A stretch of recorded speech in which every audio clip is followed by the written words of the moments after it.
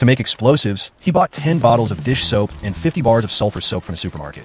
Then went to the slaughterhouse to purchase 500 pounds of pig intestines. He boiled these 3 ingredients together, filtered the mixture, and mixed them in the proper proportions to create highly explosive nitroglycerin. He then scooped a spoonful of nitroglycerin onto a flashlight and topped it with a layer of steel balls. Just like that, he had created a portable yet powerful flashlight cannon.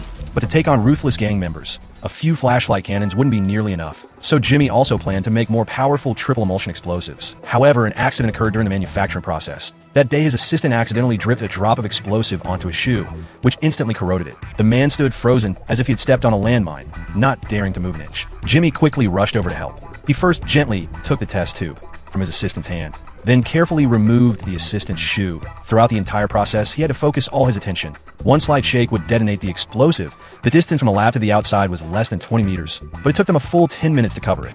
Only when they reached a 10-meter deep sandpit did Jimmy feel safe enough to throw the shoe in.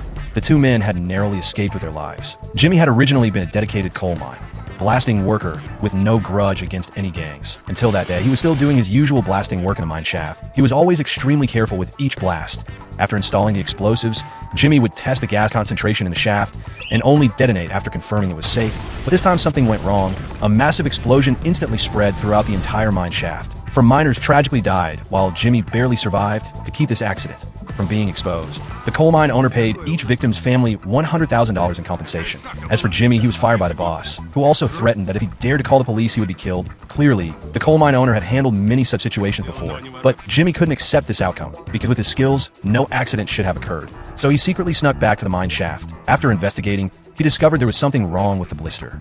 Mud from the day of the accident. The blister mud was supposed to be used for cooling, but he found gasoline in it. The gasoline had caused an open flame, which ignited the gas and triggered the massive explosion. However, the daily blister mud was distributed by the safety officer, so Jimmy must have been framed by him to prove his innocence. Jimmy immediately kidnapped the safety officer and brought him before the coal mine owner.